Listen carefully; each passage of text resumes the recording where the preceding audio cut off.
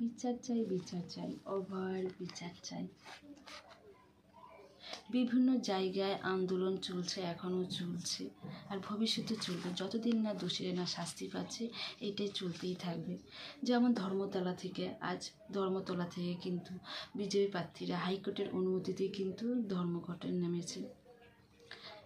আরও শ্যামবাজার থেকে আন্দোলনও চলছে। বাংলা কিন্তু ভয় পাচ্ছে না জনতারা। কি দোষ করেছিল মেয়ে? কি দোষ করেছিল ওর বাবা মা ডাক্তার বানিয়ে? তারা তো কোনো দোষ করেনি। তাহলে আজকের কেন তাকে মৃত্যুবরণ করতে হলো? তাই মর্মান্তিকভাবে ওর মা বাবা অতি কষ্টে, অনেক কষ্টে কিন্তু ডাক্তারি পড়িয়েছিল, একটা জায়গায় নিয়ে এসেছিল, কিন্তু তাকে যেভাবে মারা হয়েছে এটা সত্যি খুবই ভয়ঙ্কর। এর জন্য আন্দোলন, যাতে দ্বিতীয়বার জানে কোথাও না এরকম ঘটনা ঘটতে পারে। ঘটবে না কেন? এখনও খবরের কাগজ খুলে দেখো, টিভি খুলে দেখো, বিভিন্ন জায়গায় কিন্তু এখনও ধর্ষণ চলছে, নাবালিকের ধর্ষণ চলছে, মহিলাদের ধর্ষণ চলছে, বিভিন্ন জায়গায় বিভিন্ন রকমের।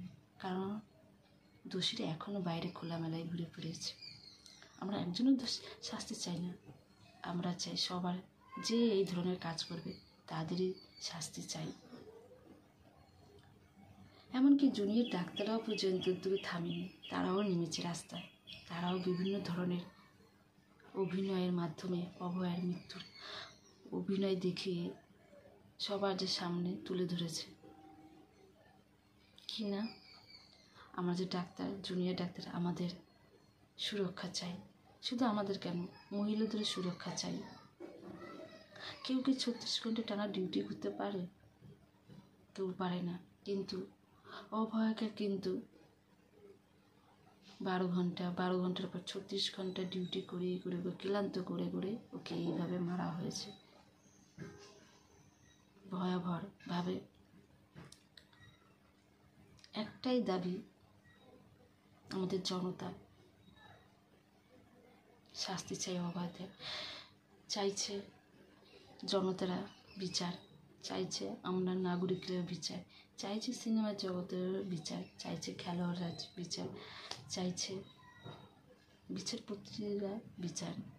আমরা তো চাইছি বিচার। কার কাছে বিচার চাইছি? কে আমাদের বিচার দেবে? আর এতদিন বা কেন দেওয়া হচ্ছে না? এত দিনগুলো হয়ে গেল, 9 তারিখ হয়ে গেল ঘটনাটা, কিন্তু এখনো পর্যন্ত কোনো বিচারের ব্যবস্থা নেই।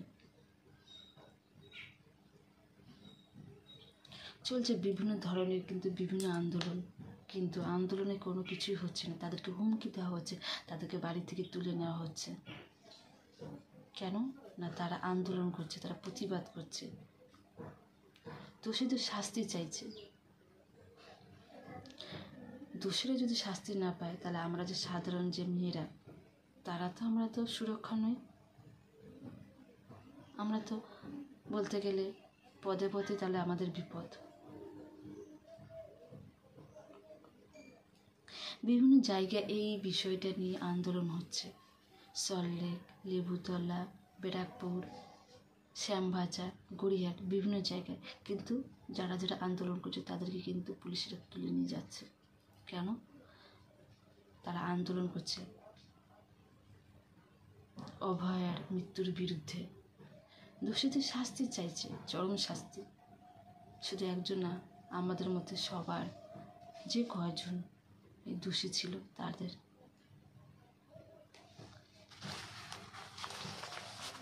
শুধু আমরা চাইছি না, এমনকি রাষ্ট্রপতি দ্রৌপদী মুর্মু বলেছে অনেক হয়েছে, আর চলবে না। নারীদের প্রতি অত্যাচার অনেক হয়েছে, চলবে না। আর মা বোনেদের উপর অত্যাচার চলবে না। আর মা বোনেদের উপর ধর্ষণ 12 বছরও পরে কিন্তু থামেনি। কেন থামেনি?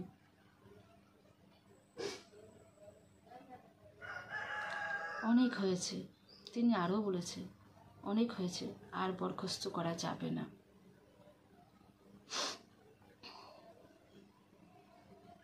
চলবে না নারীদের উপর অত্যাচার।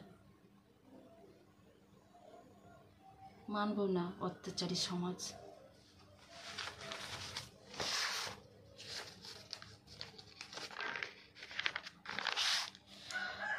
সমাজে নির্ভয়ার ঘটনা 12 বছরও পরে এখনো থামেনি, এখনো চলছে ধর্ষণ নারীদের ওপর, নাবালিকদের উপর এখনো চলছে।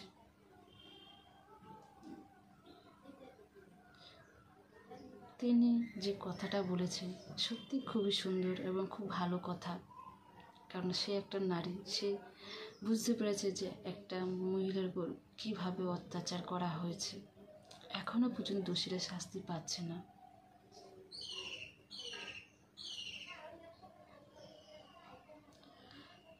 বন্ধুরা, আমার যদি কোনো কিছু যদি ভুল ত্রুটি হয়ে থাকে, ভুল করে তোমাদের ছোটো বোনের মতন ক্ষমা করে দিও এবং এই ভিডিওটাকে শেয়ার করো, কমেন্ট করো যদি কোথাও যদি আমার ভুল ত্রুটি থেকে থাকে। এই বলে আমার বক্তব্য আমি রাখছি। আর আমিও চাইছি আপনাদেরও মতন দোষীদের শাস্তি হোক, নাহলে দোষীদের যদি শাস্তি না পায় তাহলে আমরা কিন্তু সুরক্ষিত নই।